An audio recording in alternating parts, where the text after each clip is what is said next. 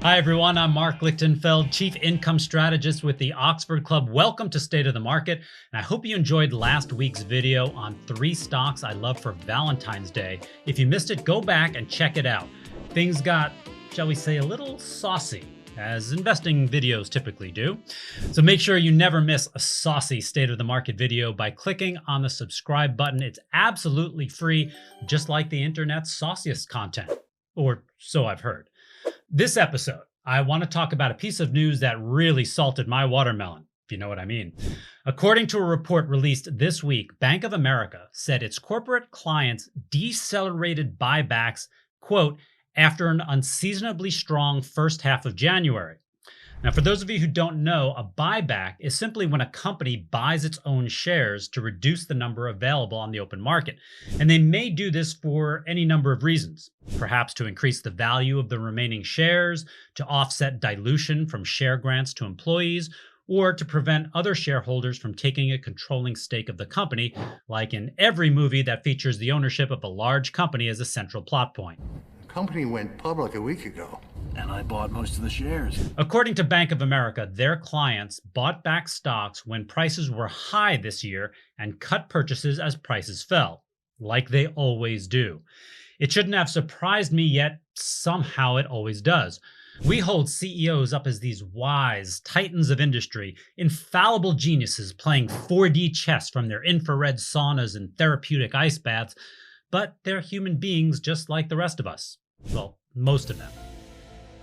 They have emotions, stress, and bad days where making just one good decision seems like the hardest thing in the world. The only difference is you and I don't have a room full of 6-figure suck-ups reinterpreting our every word as the gospel according to Zuck. I'm sure all your stocks are doing well, sir. After all, you chose them. When stock prices go high, CEOs assume they'll keep going up forever, so they buy back stock. And when prices fall, they get spooked and don't buy. Just like regular investors. Buy low, sell high. That's the first thing you learn in Investing 101 with Professor Buffet. But when stocks tank, nobody's buying because big red lines going down are scary. For all the mythologizing about the greatness of the American CEO, they behave a lot like regular folks. There are other slightly more sinister factors at play here, but before we get into that, why not mosey on down to the video description and sign up for Wealthy Retirement, my free e-letter that's packed with wealth and income building tips for you and your loved ones. Just click on the link in the description below and get your daily dose of Marc right in your inbox. Okay, now in my book, Get Rich with Dividends, I highlighted a study that shows large cap companies typically don't buy back stock when it's cheap. Instead, they use share buybacks to show shareholders that they're deploying capital and returning cash to shareholders. It's like meeting your friend's new love interest and they drop a pile of cash at Chili's. Derek isn't getting a third plate of jalapeno poppers for the nutritional value. He just wants to show everyone that he has the money and he's not afraid to spend it on Sharon and her friends. Now, speaking of indigestion, this should really dill your pickle. According to a study by Professor Lenore Palladino of the University of Massachusetts Amherst from 2005 through 2017, quote, net insider sales of over $100,000 are nearly twice as common in quarters when stock buybacks are also occurring than in non-buyback quarters. This means that CEOs, board members, and top management were more likely to sell their personal stock when the company was actively buying shares.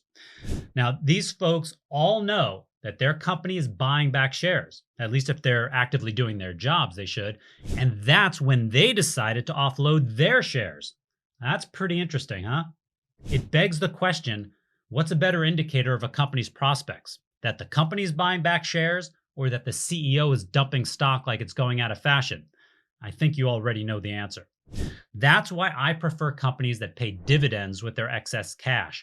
I should get to decide if I want to use the cash to buy more stock, not some two-faced CEO who offloads stock while using company cash to buy more shares and drive the price up.